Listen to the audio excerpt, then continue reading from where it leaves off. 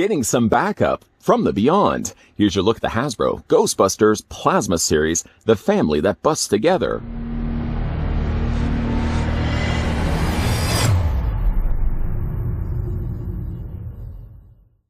Phoebe's love of the science and the affinity for busting ghosts runs in the family. She's got Spangler blood, after all.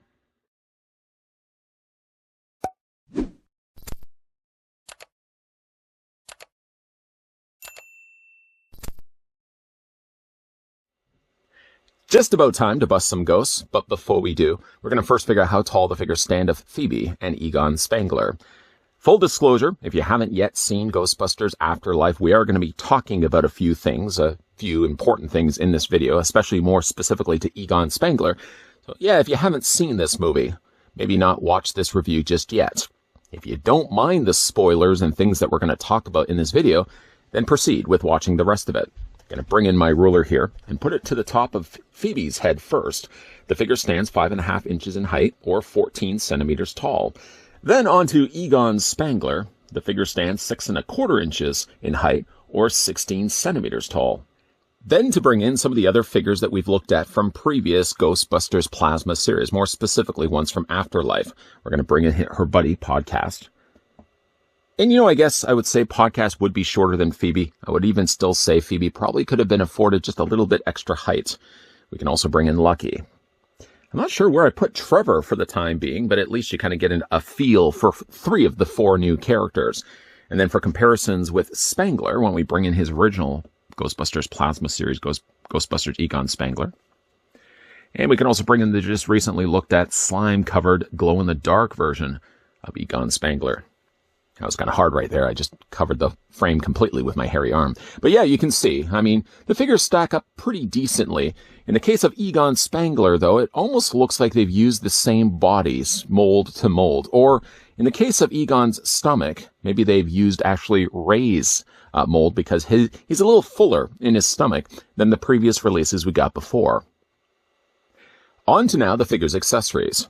And again, we are going to be discussing a few things here and there. So if you haven't yet seen Ghostbusters Afterlife, I'm warning you well in advance. You can probably already see there's something not quite right with Egon, and that's sort of the big thing that we're going to kind of have to disclose in this video. But anyways, we're going to kind of get to that in a second. Let's talk about the things that come included with the figures. Starting first, a surprise to me, you actually get your head ahead of a Terror Dog. Now, the head seems to be the same head that we got with the original wave of Plasma Series figures that allowed you to build the Terror Dog. I so happen to be having a little side project just behind the scenes I was bored, I was just looking for something to do. I thought, if anything, there was 2 Terror Dogs in the movie. And even though this one here, this was kind of the starting of a second Terror Dog that I had the idea of trying to build because I found a few extra figures kicking around at a discounted price. I thought, you know what, maybe I'd start building myself a second Terror Dog. This is how far I've gotten. Missing, though, is still the bottom legs, and still missing is the arms. But the reasoning why I did bring this back in is, just in case you are curious, it's not the same head sculpt. So you can't pop this one off that came included with the Afterlife and simply just plug this one in place. My guess is that this is a sort of filler-in Terror Dog. Because if you remember, we got the first Plasma Series wave that had the Terror Dog Build-A-Figure, but then a standalone, which I think was a convention exclusive or Hasbro Pulse release, there was also the Vince Clortho or Louis Tully set that came included with a second Terror Dog that actually I think had this alternate head sculpt. So I think this was the opportunity provided by Hasbro that if you missed your chance that first time around, you got yourself a second head for Terror Dog. Still would require you, of course, to have an entire body. I don't know, you really haven't helped the cause at all, but at least you get yourself a second Terror Dog head. And I'm just kind of looking at the sizing of the horns here.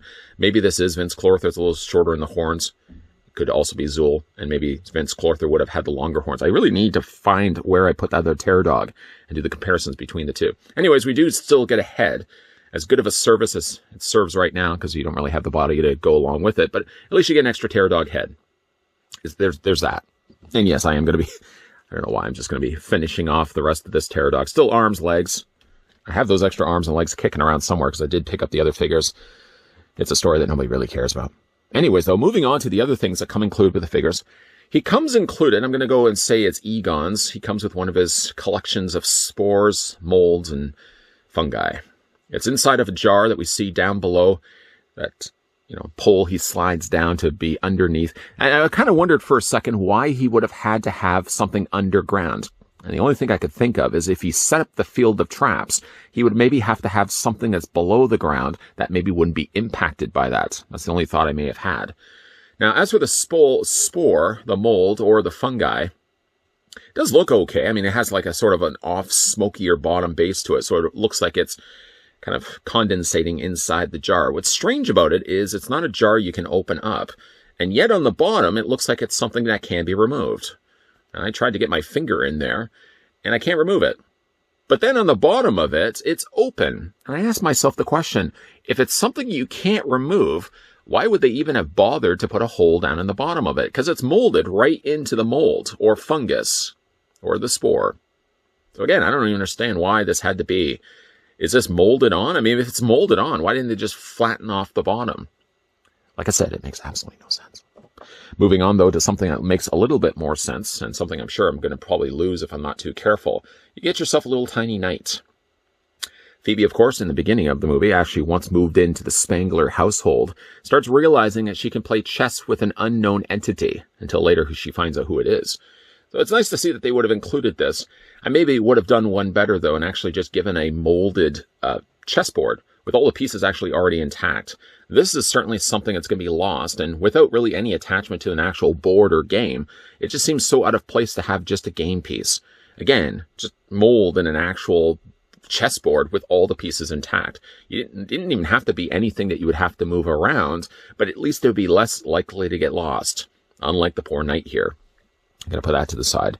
Figure also comes included, and again, I'm pointing in the direction of Egon here, comes included with a variation of the PKE meter. Now, this one does have the shockers on the top here. Spoiler again to anybody that has not yet seen Ghostbusters Afterlife. I'm taking that dramatic pause, making sure that somebody has already left the room who hasn't seen it. Oh, there's one person right there. Yeah, he's running out right now. Yeah, come back. No. We'll have lots of sandwiches still ready for you in the next video. Okay. Certainly in the beginning of the video, we know that Egon Spangler uses this as the means, I guess, to end his own life so he's not taken by the hands of the terror dog. Because I guess once the terror dog possessed Egon, Egon would already know right away where he hid the trap, and then all would be lost. So Egon took one last failed attempt to kind of end the merging of the two terror dogs, or merging into human hosts, and thereby bringing back Gozer. It's nice to see that we actually get a variation of the PKE meter. Again, sort of tragic the way it's attached to what it ends up being used in the movie, but still it's nice to see that they get in that gets included. Then on to the Proton pack. It's rather interesting. We're going to do a couple of comparisons here. Now, the Proton pack is Spangler's Proton pack. It does have the wood finished handle. What's interesting about this one is this one does have the removable compartment. Some assembly was required, by the way. I ended up having to take the Neutrino wand, just attach it from the side of the Proton pack. Any other time it was giving me, there we go. I only really wanted to remove this. Yeah, some assembly was required. I had to take the hose and attach it to the bottom here. The reveal was already unfortunately spoiled. Like in the movie, you can remove the bottom containment section. You can kind of see the interior of it. The HasLab Proton pack that has already hit its gold is also being produced with this, where you can actually remove it and see the interior of it. I never got on board that. I debated back and forth, is that something I really want to get on board? Then I thought to myself, where am I going to hang a 1-to-1 scale Proton pack? I don't even have room now for collectibles, let alone a Proton pack. I'm probably going to kick myself later for not getting it. Anyways, it does attach. You can see there's a peg on the interior here, and it lines up to the hole that's on the inside. And basically, you just line everything up. And then this bottom section, by the way, lines up to that peg right there. It's pretty easy. It's shape on shape. They teach you this kind of stuff in kindergarten. That just plugs into place, and you got yourself the Proton pack with, again, Neutrino wand. Neutrino wand looks good. The thing about it, though, I guess what we could really do as well, first of all, it does plug into the side. There's a little peg right there, which I struggled earlier trying to do. The ropes, the hoses, I should say, always have a difficult time of trying to bend to the will of lining it up, because you really don't want to have the Neutrino wand facing up, right? You really want to have it facing down. And it seems like the hose that connects the two really struggles. I almost feel like that's going to rip. That's going to rip, I'm sure, over time. But I'm going to put it together for the time being. And the reasoning why I did want to put it together is I want to bring a couple of other Proton packs that we've gotten before. This is the original Proton pack that came included with the Well, this is the slime-covered version. I guess I should really grab the original version to show you guys. This is the original Proton pack that came included with the Plasma series. One thing I've noted, though, is that the frame is thicker on the ones for the Ghostbusters Afterlife. See, there's some additional green, the frame on the inside there. The Proton packs seem identical, though. Yeah, except the Neutrino one. We're going to talk more about that in a second. But the actual Proton pack itself seems to be identical, other than the fact that this one does have the thicker frame. I decided to go back and check with one of the other earlier Afterlife figures. I think this was the one that actually came included with Lucky. Yeah, Lucky. And this one actually does have the thicker frame as well. So it seems across the board that the ones that came included with the Afterlife figures, the ones that we at least get them, I think Lucky may be the only one that gets it. I think maybe Trevor got one as well. They had the thicker frames, whereas the original Afterlife figures, the original Plasma series figures, didn't come included with that, a little bit thinner. I just wasted a whole bunch of time talking about that. One thing I did want to talk about, though, and I wanted to bring back in one of the original Proton packs just to show you. The Neutrino wand, as you can see, is quite considerably different. This has the extended end on the bottom of it. It makes for much longer Neutrino wand, especially when it comes to fitting it into the character's hands. One thing it does have as well, like we got included with Lucky, let's just remove this once again, it does also come with a Neutrino stream, which just plugs onto the end of it. Unlike the ones that came with the original Ghostbusters Plasma series figures that were all blue, remember? This one actually is purple. Lucky's was also purple. So we can detach that. If you want to get onto the figure's backs, we're going to go ahead and do with Phoebe here. I'm just going to bring up her arms here. And you just have to detach, finding the place that detaches right here. Unplug that. And literally just take the Proton pack and slide it through. And you kind of have to get it around her head. Once it's over her head, you're fine. You're smooth sailing. But it's kind of initially getting over her head can kind of be more of a difficult task. And then you're going to take the plug and line it up to the back of her hole in the back of her torso, and then just plug in the back of it. Because she has such a smaller frame, it's so much easier to actually get the Proton pack on her back, and she's ready, Jack. Then you can go ahead and take then the Neutrino wand and fit it into her hand. It's a bit jarring, though, to see the fact that the Neutrino wand is longer than the ones we got before. And again, we can kind of bring in, well, here's the one that comes included with the slime-covered Ghostbusters, just to show you the difference in size. See, this one has the extended end on the end of it. And other than that, it's really not that much different at all, other than the fact that they just added the extra back canister, the container piece. And that just, again, clips into her hand like that. Put this, and we're going to go ahead and just reverse the steps. Plug this on the back of her torso once again. There we go. Let's get a closer look at Phoebe. Phoebe's really not so much the spoiler territory in this review. I'm sure by now, again, you've already kind of deduced, if you haven't already seen the movie, why Egon Spengler looks the way he does. Phoebe, I have to say, looks good, and one of my disappointments when we had a look at the Afterlife figures was the fact that Phoebe was omitted. Sooner or later, I knew we were going to be getting a Phoebe, but by what means? What means did Hasbro plan for her release? And she ended up getting packaged along with her grandfather, Egon. She is wearing, of course, the Spengler suit. Debates the question, of course, how these kids of smaller size could even fit into Spengler's suit. I don't know how tall Egon Spengler is. I would imagine, what, 6'1", 6'2", and yet somehow the outfits fit perfectly. A little baggy. We'll at least admit the outfits were baggy, and yet somehow still managed to fit over top of these kids' frames. There's the Spengler patch, which fits better for Phoebe than Lucky. I think Lucky, actually, let me just grab Lucky here, for example. No, actually, she doesn't have the patch on her. And of course, we know that Podcast simply just sewed his on, as you guys can see right there. Head sculpt is good. Again, they're going the route now of just sculpting frames on glasses rather than actually putting lenses over top of it. Lenses, I always find, distort the eyes. Sculpting simply, it's just cheaper really to do this anyways, but sculpting the frames around the eyes doesn't distort the eyes, and I actually think it works better as a figure. Just as a comparison for a younger Egon, there she is next to the original Plasma series Egon.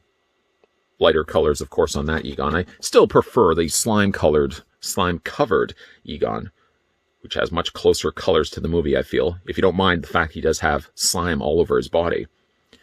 Figure's articulation is going to be the exact same in all the other Ghostbuster figures we've looked at. So head is on a rotational ball joint, moves up and down, and also rocks back and forth. The arms comfortably come out, even though it has a Proton pack on her back. You can easily bring her arms out, and you can rotate them all the way around. Bend at the elbow, rotate back and forth at the forearm, rotate also at the hand. Upper torso is on a ball joint. Let's just bring the arm down there. Upper torso is on a ball joint. Legs split out. You can bring Phoebe's legs forward and as well back. And there's also a swivel cut. about halfway up the thigh. There's a double hinge on her knee. And in this case, she's actually got little tiny sneakers. I didn't draw anyone's attention to the sneakers before. We're doing it right now. Little red sneakers, slightly off-colored beige undersoles, and she does have peg holes on the undersides of her feet.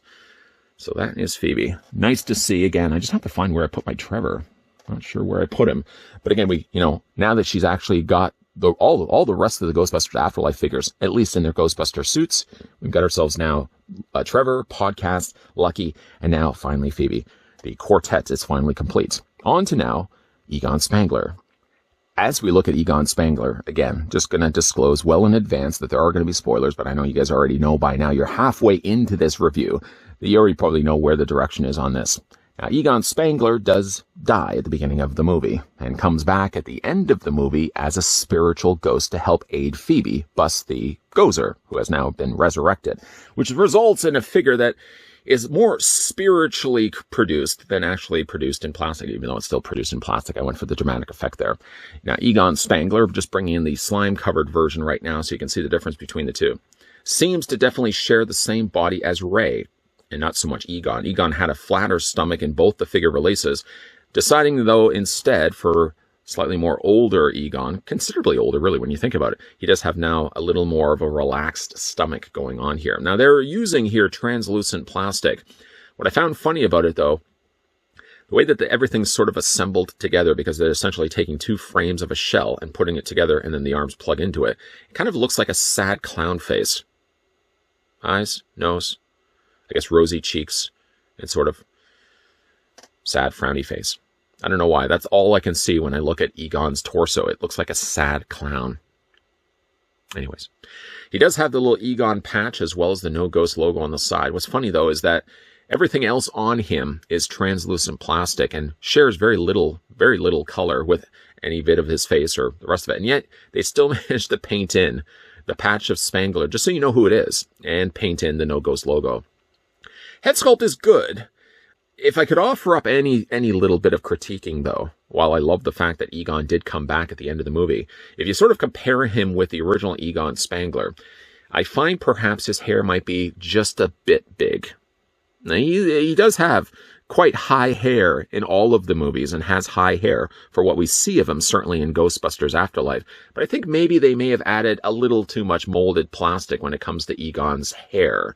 The head sculpt is good, not that much different really than the original Egon that we got before. Of course, this one does have the sported beard. I had to kind of go around. I found these, by the way, at Toys R Us, and there was about 4 of them on the shelf, and I had to kind of go around. Phoebe wasn't really a culprit of bad paint, but I found that Egon's face was questionable on many of them. I finally found one that was the closest looking Egon face without having messy looking paint. The face is a little on the muddy side, and believe you me, this is the better of the ones that I was able to find. There were some of them that actually had the gray coloring of his beard smeared across his face. That some of them that had the bleeding down of the hair, also gray all over the face. This was, again, the best of the lot. And I actually, it does look, I think, like Ghost Egon. A little high on the hair, yes, but I think overall they've done a pretty good job on the head sculpt. Now, the body, of course, being a regular Ghostbusters body, you could essentially take the Proton pack, take it off of Phoebe, and plant it, of course, on the back of Egon's torso. The translucent plastic, again, is to mimic the look of him being a ghost. I do like that they've added kind of an off-shimmering purple to it. While, like, the majority of his body is sort of a dark purple to start off with, it's this nice little bit of shinier, metallic, kind of silverish purple that they've added along the torso, along the collar area here as well. It kind of gives him a nice little glowing effect. It doesn't seem to be making any other appearances anywhere on the arms, the legs, nor really on the back of the torso. It's still sort of just kept to around here. But I guess they kind of have this being the more central glowing area of the ghost, while all the rest of his body is sort of kept relegated to the darker gray. Being that they've used the Ghostbusters body, they pretty much have kept all the gadgets still in place. Which is, again, kind of strange because he wasn't wearing the suit at the beginning of the movie, but I guess that's the way he would consider himself. He died as a Ghostbuster. He came back, a spiritual entity looking like a Ghostbuster. So I can certainly overlook something like that. It was a so sad of a scene. I must have been cutting a lot of onions that day. For the articulation on Egon, it's going to be the exact same as all the other Ghostbusters we've had a look at it before. You're just dealing with a much bigger head to do it. Head rotates all the way around. You can, again, move the head up and down, back and forth as well. All the same stuff, essentially, as Phoebe. Arms come out all the way around. In case you are curious also, too, anybody that's posing this question, is he using clear pegs? Thank goodness, no. Egon is not using clear pegs. He's actually using solid plastic pegs, so less likely to break on you. The figure does have a swivel in the bicep, again, double hinge on the elbow. All the stuff we've already covered off, I know. Upper torso ball joint, legs, forward, back, split, halfway, double hinge on the knee. Although these knees are really tight on Egon. I'm not going to fight that matter. Also has the hinging on the foot and back and forth ankle pivot as well. So there's Egon Spangler.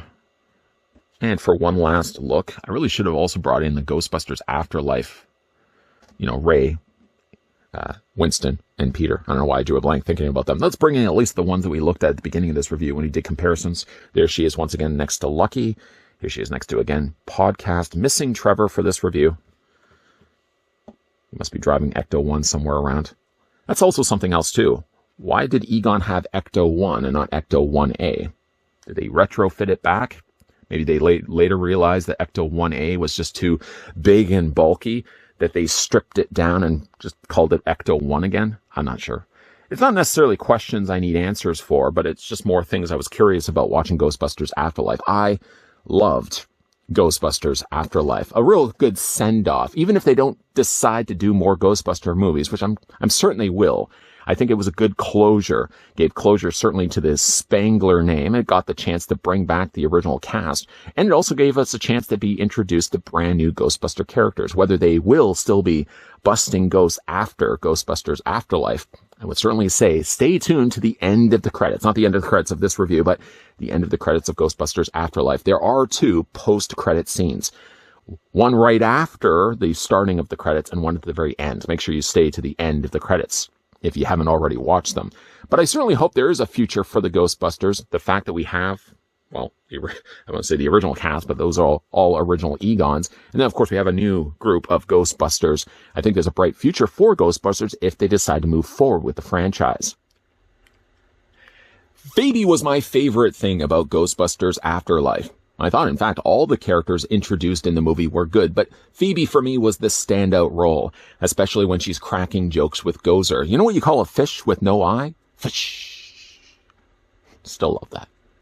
Of course, the movie did have some sad moments happening for it in the beginning of the movie and the very end of the movie. Cutting those onions, not a good idea while watching Ghostbusters Afterlife. Of course, there was some more serious aspects introduced, and some people maybe criticized the movie for maybe being too scary, too serious. But keeping in mind the original source material, the first Ghostbusters movie was considered by many a horror movie with comedy. Ghostbusters 2 sort of went the more Hollywood approach and was tamer, I think, in nature, other than that underground subway scene with all the spiked heads. What was going on with that? But yeah, I mean, if you really compare the two, Ghostbusters Afterlife followed the same formula that worked so well with the original Ghostbusters film. It was a far cry from what we got with the Ghostbusters Answer the Call. We never really want to talk about Ghostbusters Answer the Call ever again. Hasbro here finally gave us also a Phoebe release, which was something, again, I thought was so omitted from the original figures that we've got. The cast of characters that we got from the Ghostbusters Afterlife Plasma Series figures were, of course, the 3 elderly Ghostbusters, Peter, Ray, and Winston. And then, of course, we got Lucky, Trevor, and Podcast. But nowhere in there was Phoebe. And even when I had done the reviews of it, I even asked the question, where was Phoebe? Well, Phoebe was here packaged along with a ghost Egon Spangler.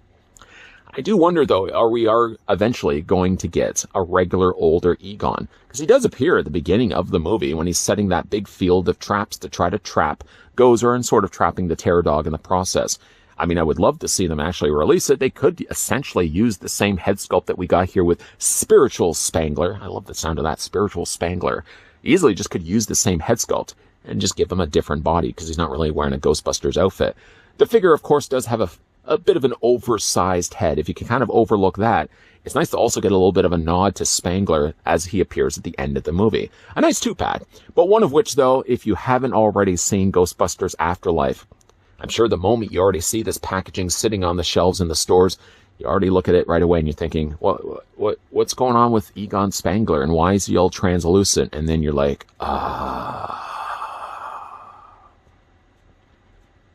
Anyways, I did actually find this at my local Toys R Us. It should be available right now in most retail stores. If you guys are interested to pick this one up for yourself, don't really go online because you're only going to be paying more prices than what the set's worth. But if you can certainly find it for retail and you're a big Ghostbusters fan and you love Ghostbusters Afterlife, I definitely would say pick this set up for yourself. For your video question for today, what did you think of Ghostbusters Afterlife? That is, of course, if you've seen the movie. If you haven't seen the movie, I'm sure already by now this review has already spoiled things for you. I'm sorry. It was a set that needed, unfortunately, spoilers to be added. I couldn't simply just say, oh, Egon's translucent. I have absolutely no reason, no idea why. Sorry for that. If you guys are new to this channel, you're enjoying the content you're seeing, make sure you hit that subscribe button down below, turn the bell notification on, and at the very end of this video, you'll also see a playlist popping up for my previous Ghostbuster reviews, if you guys wanted to go back and check those out. Not only does it cover the stuff that we got from Hasbro with the other Plasma series figures, but it covers everything Ghostbusters related. So click on that playlist at the end of this video. Lots of stuff coming your way, guys. So as always, thanks for watching. See you guys next time.